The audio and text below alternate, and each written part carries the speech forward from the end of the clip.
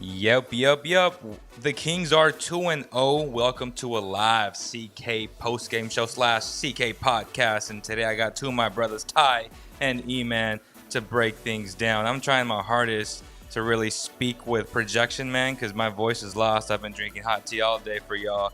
I'm going to do my best to give you guys that energy. But Ty, E-Man, let me know what your guys' thoughts are. The Kings are 2-0. You go ahead, E-Man. I think they're on pace for 72-0. How about you, Ty? I agree, man. It's like super encouraging seeing the Kings be able to close games out, right? And like seeing the Suns claw back. But yeah, ultimately, man, I really think we can be playoff bound if we continue playing like this. Yep, and this episode obviously is presented by Valley Tire Center. Make sure you guys continue to support your local businesses. Shout out to them for always supporting the Cowbell Kingdom platform. De'Aaron Fox, real quick, I'm going to get this off of my chest. De'Aaron Fox is a beast, and y'all know I've been preaching this all season, all off season, and it's F tanking, F rebuilding. You signed this man to a 5-year, almost $200 million contract. You better believe in this man, and you better believe that he's going to give you a shot to compete at least for a 10 seed. I've been saying that all season long. I'm going to stick with it. I believe it firmly, and he's showing that right now. I mean, this dude is playing at an elite level.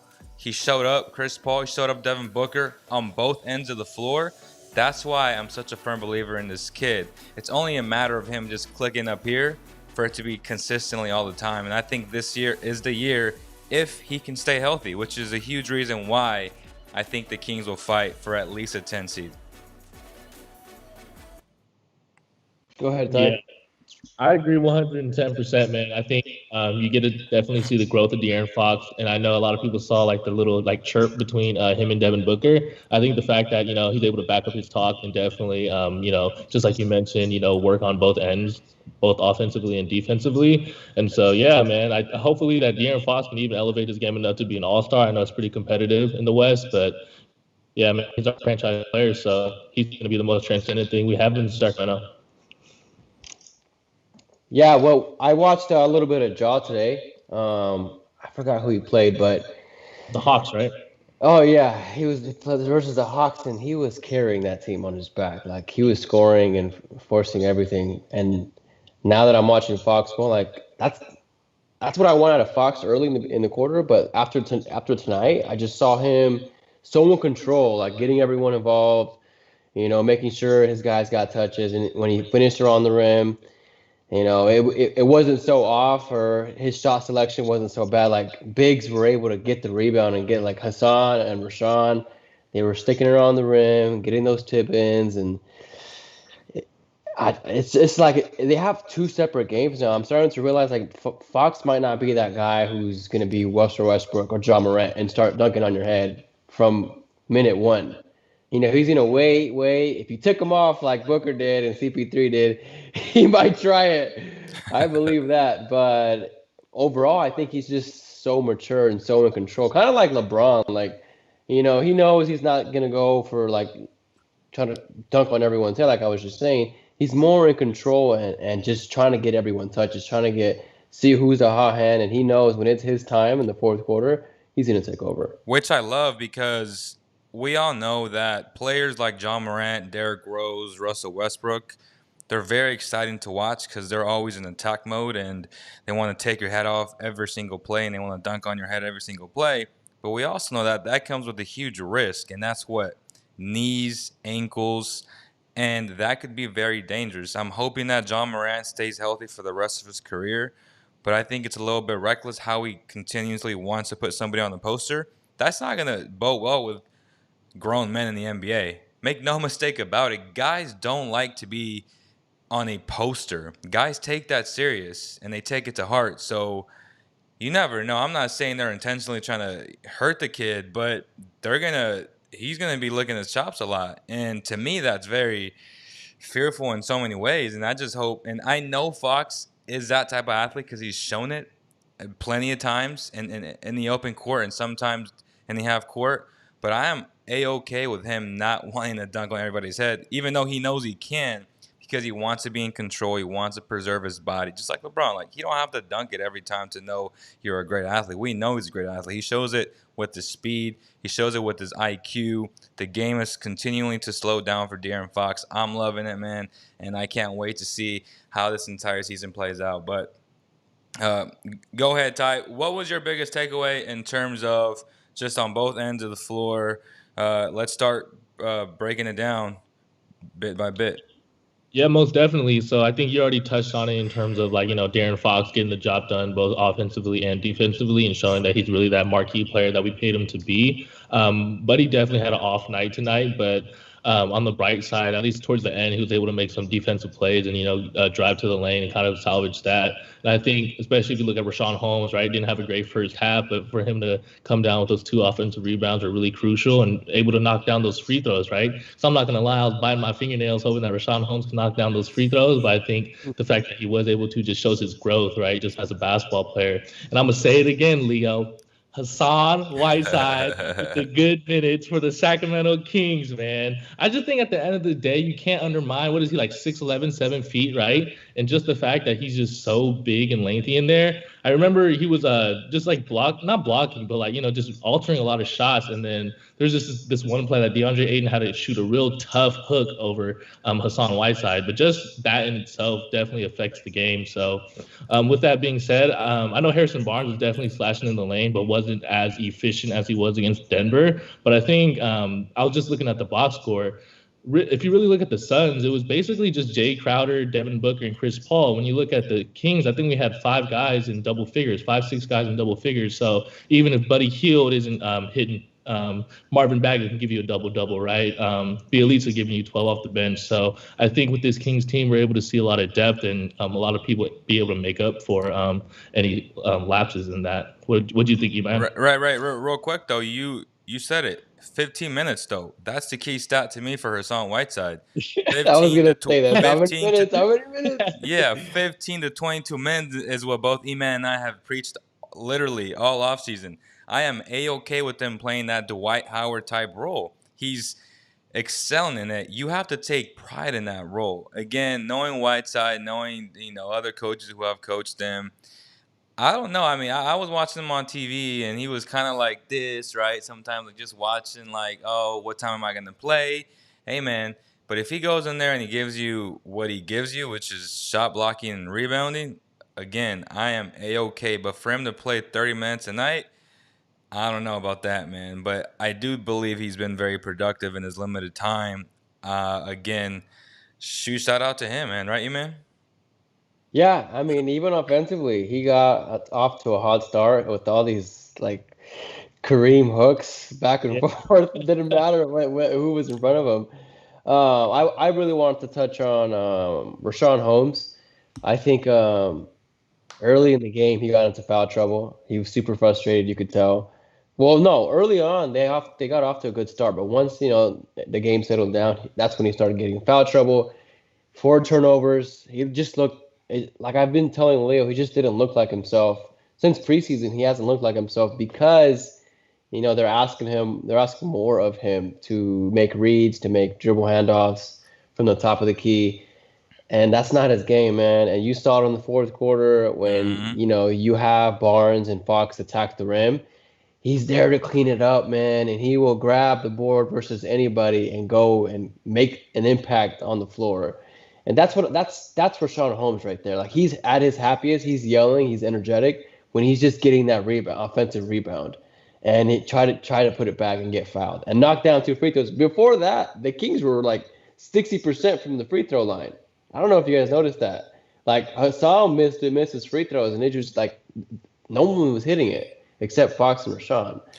So shout out to Rashawn, man. Yeah, that's his game right there. The cleanup crew. And again, you pointed out the bigs being pretty much on top of the key, playing off of them. We don't want that to happen, right? We're seeing too much of it. That's not on the players. That's on Luke Walton, continually trying to really establish that part. But as you said, it's not the strength of Rashawn Holmes. It's not the strength of Hassan Whiteside. It's not the strength of Marvin Bagley. Those guys are best rolling down the rim and just being themselves inside the paint. causing havoc. That's what they do. They're lengthy, and they need to be in there doing damage. And we saw that tonight. They out-rebounded them 56-40. That's insane.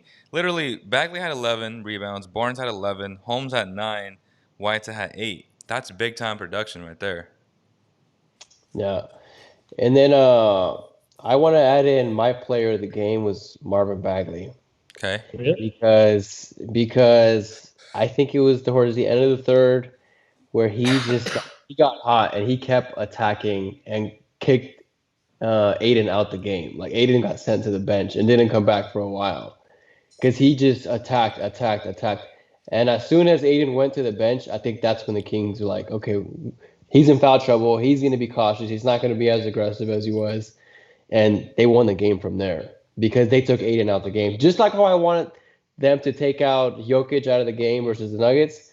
This time, Bagley succeeded. He took Aiden out the game, and it was jump shots from there. Big time. If you look at how many shots they took in the fourth quarter, Devin Booker attacked the rim once. Everything else was jumpers because there was no one to drop it off to. There was no one who was a threat anymore. It was like, okay, we hedge hard, make him shoot it, and it worked. They had Frank Kaminsky out there. He was getting torched. Frank Kaminsky. Oh man. No, I shout out to Bagley, man. When he got aggressive, when he got going, and for Luke to say, keep feeding that guy, keep feeding Bagley, is that's when I think they won the game.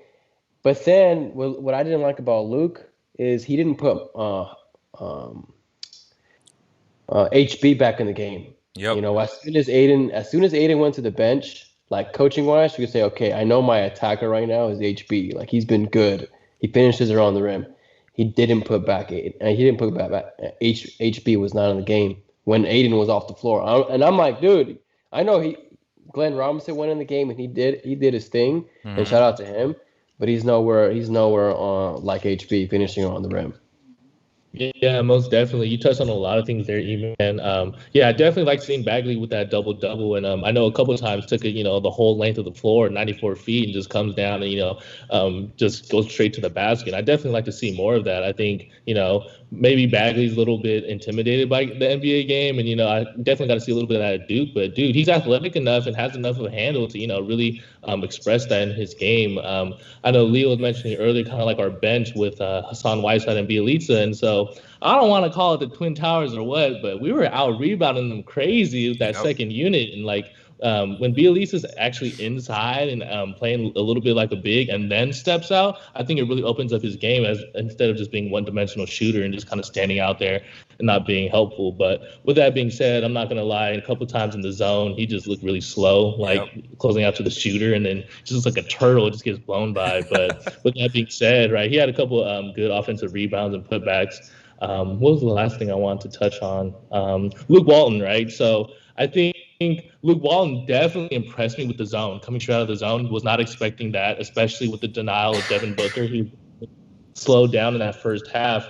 And then just like you guys said with the HB substitution, I was kind of disappointed that after that crazy hot start that we had at the top of the second quarter, we didn't get to see a couple of our starters back in because we definitely struggled toward the end of that first quarter. So I think Luke Walton has definitely improved with kind of like his game plan and strategies. But with that being said, I think his substitutions can definitely use some improvement. Yeah. Well, a W that I did see for Luke is when he put Halliburton in. Yeah. To do an inbound play. I was like, okay, Luke, you're trusting the Rook to make the inbound play. I like this. So that was a nod to Luke, trusting, you got a playmaker in Halliburton for sure. That was great to see, and just heads up play, right? He literally found Buddy Hield wide open, even though Buddy missed one free throw. Still, the fact that he can make that read in that moment of the game, kudos to Luke for trusting him, and kudos to the kid for making the play. At the end of the day, a coach can do his best to put a guy in a situation to succeed. The player still has to execute, and we saw this kid execute. Again, I was so impressed. I think he probably didn't get 2 blocks that he deserved. I feel like he deflected 2 shots, like literally, and he didn't get credit for him because there were 2 air balls. That was when he was defending the play, and I feel like he blocked those shots. That he got a little bit of a piece of those. And he continues to impress defensively. His instincts are just off the charts. even offensively today, he was even more impressive today with a lot of nice dimes, dropping dimes, getting his guys involved. But still, I felt like even though Glenn Robinson, after I tweeted out that I didn't really like that lineup where they had that entire second unit, no starters in there, it was too long for me, and they had no true score that can take it off the dribble and score the ball. I feel like you have to have either Fox or Buddy in those type of moments. And it worked out. At the end of the day, they won the game, and Glenn ended up waking up. But I felt like because Corey was struggling, that it was time to put either Buddy Hield or De'Aaron Fox in those type of moments. He wasn't sharp today defensively either, and Corey Joseph. And again, it's not easy guarding Devin Booker, but something that Corey, our guy, CK member, Corey Moore said that he said, is it me or is Buddy playing actually good defense on Devin Booker rather than Kojo? And I thought that was a great point because, as E-Man said earlier, he was shooting jump shots against Buddy. And Buddy was doing a good shot and being physical, staying low, and staying in front of him, which is a rare occasion. But hey, shout out to Buddy. Yeah, I agree with you. I think Buddy and Fox played really good defense on Booker tonight. I don't know if you heard, but after the game, I stuck around. Fox said that he asked the coach to guard Booker in the fourth quarter. Beautiful. That he wanted that assignment. You know, they were chirping in the first half, or I don't know when, but at the end, he's like, "Oh, we going to see in the fourth quarter if you still got legs under you to shoot it." And he did that last season against the shooting guard from the Magic. He was torching the Kings literally all game long. And De'Aaron Fox, I felt like took on the challenge way too late. But again, as you said, E-Man, that's his growth, right? Where he's like, nah, coach, let me guard that guy. I'm that man. I'm that max player. I want to guard him. And he did it tonight again. Yeah, most definitely. I think that's where you see the improvement with Buddy, right? I think last season, if he was having a shooting slump, it was more so, kind of like pouting on the floor, and then you ended up getting subbed out. But him being willing to, contribute to the team in other ways than just shooting just definitely shows his improvement. Dude, I keep forgetting my train of thought. But yeah, what do you guys think about Buddy's night overall? I know a couple of his shot selection was a little bit suspicious, and for like any like Kings critics of Buddy Hield tonight, I think you're gonna live and die by that jump shot, And so, with that being said, do you guys think that he shot too many, or do you think it was just right? I think he took bad shots, most definitely. Again, something that he has to go back. Coaches have to point out. I'm sure they will tomorrow during the film session. Oh, not tomorrow because they have a game, but maybe like a pre-game film session. He needs to be better about those things. But I'll give him credit in the sense that he did attack the basket today. So he did get to the free throw line. And I feel like this season he's made it more of an emphasis to actually attack the basket. Even in that layup that he missed, he drove and he blew by whoever was guarding him, but that gave Rashawn Holmes a chance to pick up that ball and just dunk it in for the and one. I think that's a huge improvement on Buddy's overall game, that he needs to stop settling so much of the jump shot because guys are going to play him so tight. He has the ability to blow by the guy and potentially draw a foul. He also has to be better. I feel like HB is just the best at drawing fouls. De'Aaron got to get better at that. And I'll say this: De'Aaron doesn't get a lot of calls that he should get, but Buddy has to learn a lot from HB and just those little maneuvers, those little tactics that he does to get to the foul line for sure. Yeah, I agree with you guys. I think like last game, Buddy did take some questionable shot attempts, but then again, like last game, when he did get set and his feet did get set, he made them. And I don't know if Luke is making it an emphasis for Buddy to get open looks, or just is it only going to be on Fox, to attack, kick out, then Buddy can get an open look. But he hasn't got a lot of looks, and I'll notice Buddy say, "I want to run a play for me." Like he'll specifically ask for the dribble handoff, and then he's going to shoot it. Mm-hmm. Like you already know it's coming because you're focusing on Buddy so much. Like, oh, here it comes, dribble handoff from the wing, he's going to shoot it. And so, like I said, just like last game, he forced some, but it's just Buddy. He's an offensive-minded player. He wants to get buckets, and that's like him shooting and making a three is like Rashawn getting a rebound and dunk. He needs those to stay energized throughout the game. Yeah, for sure. So just but that's on Luke. Get him run some plays for Buddy. Yeah. Get him some open looks, and he's gonna knock them down. All these pull ups he takes, yeah, they're bad shots, but in the grand scheme of things, he's very qualified to take those shots. Like if you just look at his overall numbers, he can take that on any other team. But facts, because on Kingsland, they're gonna be like, "No, buddy, that's a bad shot."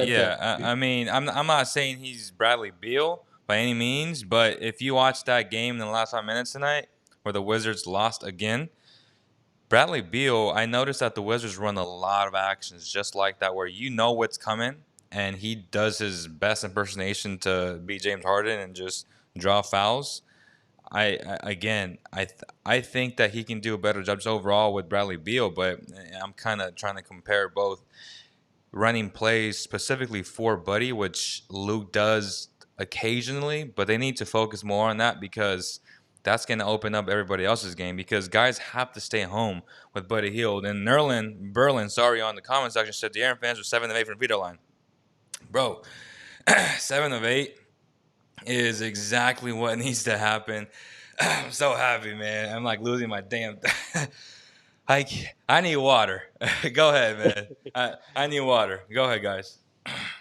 No, to just top it off on Fox hitting free throws, that was growth. That was a growth moment, man. So he hit jump shots. I don't like him shooting off the pull-ups, especially because he's not a consistent free throw shooter. My thing is when he hits free throws consistently, then I don't mind him pulling up. But he was on today, man. I don't know if he's gonna do that tomorrow, or he just can pull up and just hit shots from anywhere on the court. But we'll see, man. What did you think about Fox pulling up today? Yeah, he definitely shot better than he did in the Denver game. And so I think with any Kings player, you can just argue that, it really comes down to better shot selection, right? Maybe working from the inside out. So rather than, immediately starting to jack up threes, maybe knock down a couple pull-ups, a couple free throws, right? Just to get in the flow of the game. I think, De'Aaron Fox, I would definitely love to see him knock down a couple of catch and shoot threes, right? Where HB's driving and he's able just to set his feet and launch it. And that can really build his confidence. That kind of leads me into talking about Halliburton. And although he's been a great playmaker thus far, I kind of want him shooting a couple more threes, because I remember down the stretch, right, he had that dagger that he hesitated. And I think that ultimately led him to missing. But yeah, I think Halliburton definitely throwing that lob to Glenn Robinson, being in the game for so long and definitely making that last inbound play to Buddy Hield just goes to show that he really does have that, second year, third year mentality and experience where it's like, man, this guy's really special. But I definitely would love to see Halliburton get more involved offensively, definitely shooting the ball and definitely slicing up the defense. I think far too often he's looking for, a Rashawn Holmes down there or a big down there when it's too clogged. But man, he knocked down that nice little floater off the left side. I didn't think that was going in, but he's more than capable. So definitely keep shooting him up if he's capable. All right, so let's focus on the Suns and what the Kings should do tomorrow to adjust to whatever they did. What do you think was the biggest fail for the Suns tonight, E-Man? What are we talking about? Like the Suns taking too many jump shots? Yeah, I mean, that was my thing. I think the fourth quarter, Booker took every jump shot. And I just didn't like the shot attempt. It reminded me of the Nuggets versus Kings game where the Kings were attacking all three quarters, and then once the fourth quarter came, they started shooting it. Just because, Buddy had a couple threes, they felt like they got hot from distance, and they fell in love with the jump shot. And looking back, I'm pretty sure the Suns are going to be, hey, we need to attack the rim more and, keep putting pressure and get Aiden touches down low, because it's hard to stop Aiden. Like Jokic was chewing up Bagley and Rashawn, and I'm pretty sure the Suns were like, okay, let's try this. Let's try Aiden, go eat up Bagley and Rashawn, and I think that's possible. And once Hassan comes in, they got to go to a different game, because Hassan's gonna make a difference defensively for sure. So I think tomorrow we're gonna see a more aggressive Suns for sure. Yeah, I think we saw them try to get it into Aiton, but Buddy and a couple of the other guards, I know Corey Joe, were just doing such a tremendous job denying him, right? And even when they were able to get inside, our hands were crazy, right? It was deflection after deflection, out of bounds, off of somebody's leg. So I think that's what they wanted to do today. It was just our defense was just too good. So I think moving forward, they definitely have to do a lot more interior work. I know a lot of it was on the outside, just a lot of dribble handoffs, and I think it really boiled down to just Booker settling for a jump shot. But yeah, I mean, if anybody that played basketball, in the 2-3 zone, that free throw line's wide open. So you definitely got to have somebody in there, pass it in, and then work from that point. Whether it's taking it to the lane, driving and kicking, and then ultimately breaking down that zone. But I wouldn't be surprised if the Suns definitely make changes to what we were able to show in that 2-3 zone. I hope that we don't get too comfortable in that and we're like, oh, it worked to this game, we're going to do the exact same thing next game. And yeah, with that being said, just like you mentioned, man, if we do go into that 2-3 zone and they start eating us up, I wouldn't be mad at subbing Hassan Whiteside in early, right? And then that kind of letting that have an impact the game. I'm not saying give him a million minutes, but just having that presence there might be beneficial. Yeah, my favorite play was when Buddy Hield was fronting Aiden. Yeah. He had him. I was like, yo, Buddy's working right now, man. The Bahamian legs are strong. The Bahamian battle, right? Y'all know that was personal. Yeah, man. So, what I did want to mention was CP3 and Booker and like you said, the other guy, they were really getting under the skin for the Kings, right? Yeah. And the King, like watching, I was like, I was getting mad. Like, dude, like you guys are so annoying. But the Kings, De'Aaron, Buddy, like these guys kept their composure. They settled down. Like, I know we're mad, but we got, we have a game plan. Let's stick to it, and we're gonna grind out a win. We're gonna get this dub. So respect for the Kings facing adversity. It's a different type. Not like they're in a hole, but it's just someone got under their skin, and how are they gonna act when they're playing angry? So respect. I like that added to the storyline of the Kings, journey to the playoffs. So they got a dub while angry. Respect. Hell yeah. Facts. And again, shout out to our sponsors, Medici from Sacramento. That is a place to go before a game. Get a takeout. Make this pizza kit with your family and enjoy another Kings victory tomorrow. Book it right now. I don't know if anybody guessed the right points today with Devin Booker and De'Aaron Fox, but if y'all did, make sure y'all let us know and pick up your pizza because you will not regret it. That is some delicious stuff. Shout out to Danny, owner of Medici. Amazing human being, and I highly recommend you guys to support Medici in Sacramento. Not just because they're good people, because it's really good food, quality stuff imported from Naples, Italy. Hey, shout out to them, man. Any final thoughts, guys? Actually, I know people have been trying to call in, so we'll take some calls in. But any final thoughts from tonight that you guys have been wanting to talk about? I think one question I had was, especially after tonight's performance, are you guys ready to say Bagley's better than Ayton? No. Yeah, well, to each their own. Like they're both effective. They're both good, yeah. In their own ways. So, but if I had to still redraft, I would still go Aiden. Yeah. So, but Bagley's potential. He's coming along. Yeah, like Bagley's I really along. just want Bagley to get a tight handle, man. If he can just get a tight handle and be able to dribble in front of people, he's gonna be so dangerous. Especially with the small bar lineup, and then the counter side is, can he do it defensively?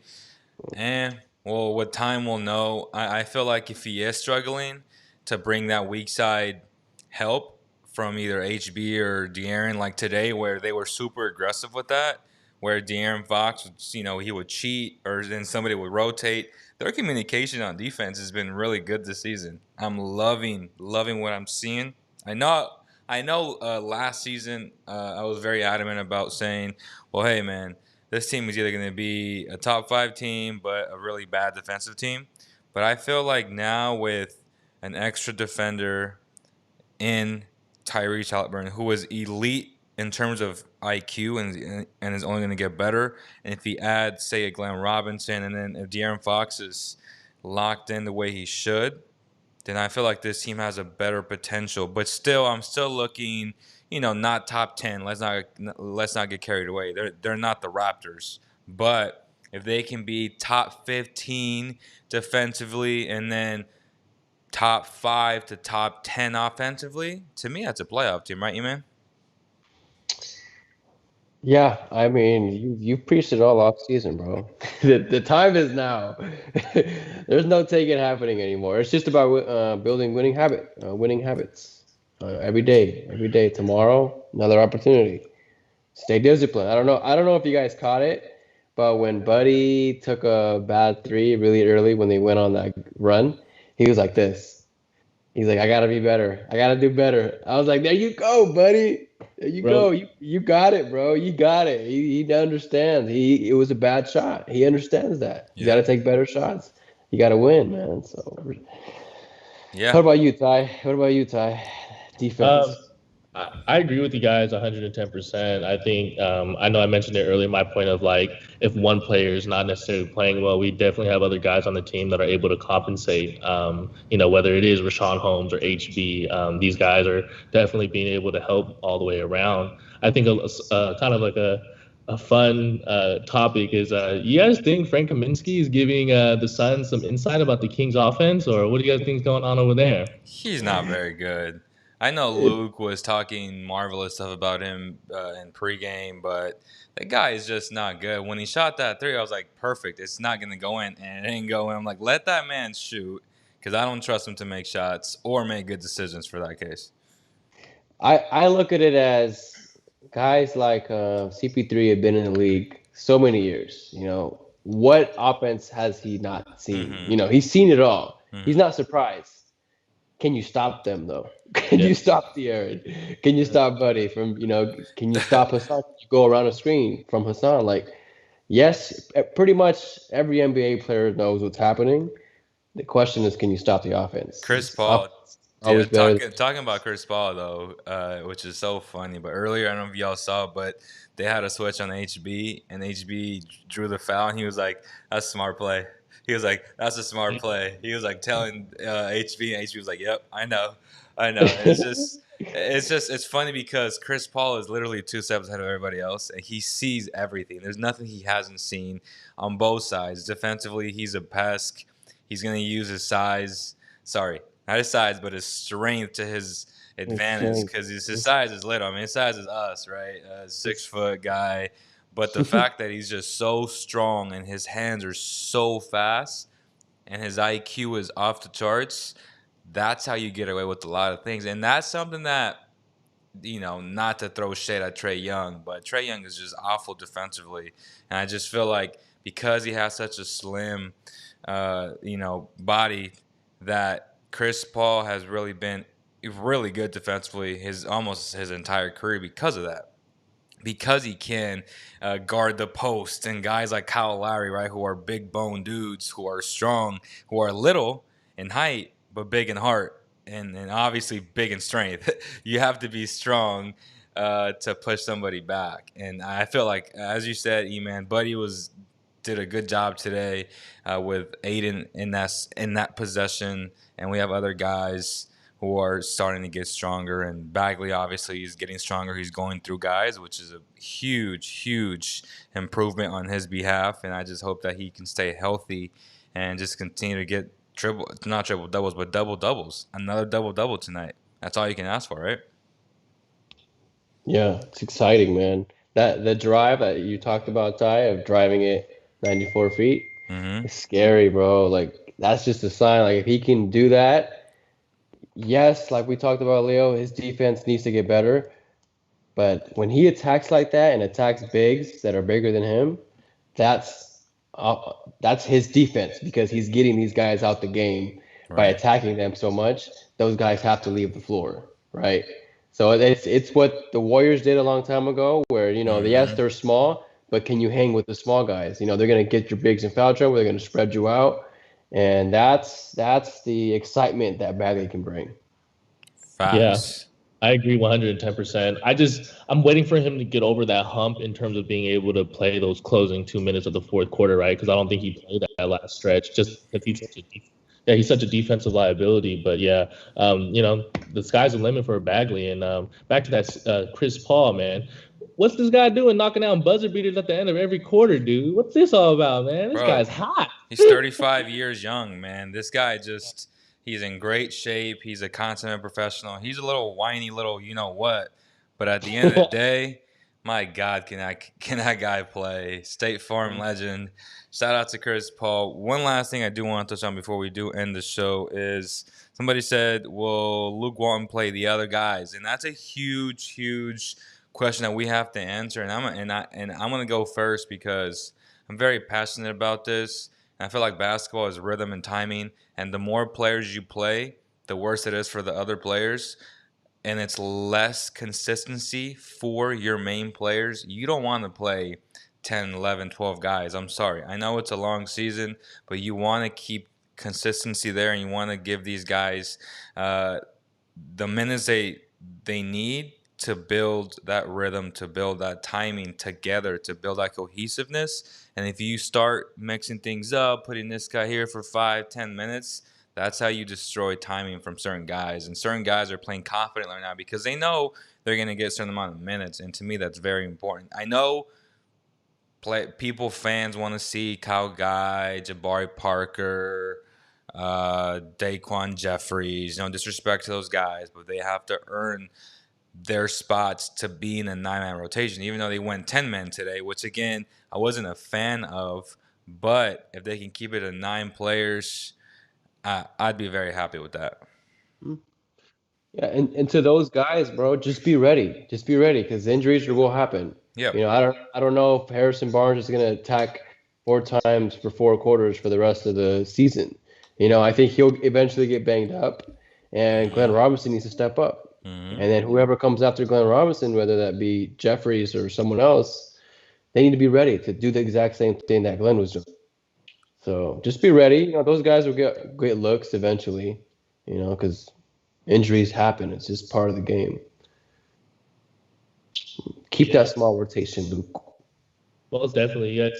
Yeah, hit the nail right on it. I think when you look at the Kings roster and kind of our rotations, I think if you look at what's most vulnerable in terms of skill-wise, I think you look at our backup forward positions, right? Glenn Robinson and Bielitsa. These are 2 guys that, aren't as integral to the team as other players. So I think when you look at guys like a Jabari Parker or, Daquan Jeffries or even Matu, right? If these guys are able to plug in solid minutes, whether it's in a blowout or like even in practice where, they're showing what they're capable of on the floor, I think that's definitely where we can see them pick up minutes. But I think it's going to be a little bit more difficult for a guy like Kyle Guy, even though we got to see that preseason game winner. Like, where do you see him fitting in terms of minutes with the Kings is pretty difficult. So, right. Yeah. And I know Nick wants to play Jabari. He's talking about him in the comment section. The only way you can play Jabari is if Bielitsa doesn't play. And again, I mean, that's the guy, right? That's in front of him in the depth chart. And even though people were raving about his offseason and everything he was doing, it's unfortunate and it's bad timing. Again, it's bad timing that he got injured with I think it's a lower back, but that's the NBA for you. You get injured, the next guy is ready, and guess what? Bielitsa in his limited minutes has been really effective, and not by the long ball either. He's doing other things that I'm actually shocked. Like he's not forcing that 3-point shot, which is uncharacteristic because he wants to let that thing go, and he's doing other things like playmaking, using his size to get by other people, which is very important to me, man. But again, I know people were trying to call in, but let's end the show on a good note. We got to do it again tomorrow. Final predictions, guys. Kings win or lose tomorrow? Go ahead, Ty. Kings blow out the Suns, and we get to see some of those rotational players like Kyle Guy, Matu get some minutes in there. That's my thoughts. I don't know, 120, 101. Damn. Okay, I like that. Go ahead, man. I think it'll be another close game. If Kings continue to play good defense, they'll win it tomorrow. So are they gonna win or not? Yeah, I just said if they play good defense, I think they'll win. Hedge hard, hedge hard on Booker. Are they going to play good defense? Yeah. We'll see. We'll see what the Suns what adjustments the Sun make tomorrow. We'll see who gets in foul trouble tomorrow. How about that? That's true. That's a good point. Okay. So give me a final score, E-Man. Oh, what was today? I'll keep it around 100. 100 to 92. All right, and I think the Kings win tomorrow, 113 to 111. That's what I High think is going to scoring night happen. on a back-to-back night. I think so. From both teams. I think think- it's gonna be a shooting slump. I think Might they'll be. play less defense tomorrow, and they'll have more open shots tomorrow. That's just what I think, man. We appreciate every single person, the entire CK squad, for keeping it real always. Keep supporting the platform, guys. Follow us at Basketball Zone Official, where you can see Ty doing his famous reels, funny stuff he got going on there. Don't slack on that, Ty. Keep doing it. But other than that, E-Man will keep breaking down some film too. I'm sure you'll have some stuff up his sleeve probably tomorrow. If not the following day. And I want to make it a focus to also do more video breakdowns on certain things that I like and that I don't like. We'll try to get some more players on the show to pretty much break down some film and watch some film with them and see what their perspective is on certain possessions. But other than that, I think it was a great show. I feel like it was a great night overall. The Raiders lost, which kind of is a Debbie Downer, but it is what it is. Their season's over. It's magic, baby. Yeah, man, Fitz magic. Shout out to the Dolphins. Shout out to my boy, my best friend Eric Uribe, huge Dolphins fans. I was like, hey, man, at least one of our teams is making it to the playoffs. So I'm glad it's his and it's not the Ravens or somebody else, man. But yeah, shout out to them. The Raiders suck, but they'll be better next year. The Niners are garbage, but who's counting? I won today. Shout out to the Niners for your freaking winning mentality, bro. They still on dub. No, Hey, you I better be know. happy about that, bro. No, yeah, facts. I was like, what the hell are they? I'm like, never mind. That's what a good organization does. This trend, all right? You started this That's what a trend. good organization does. Even though they should be playing for a draft pick, because the NFL is literally not a lottery system, they're saying, you know what? F the damn pick. We're going to set the standard, and we're going to win games. And that's what everybody should be thinking, man. Shout out to everybody. See y'all on the next one.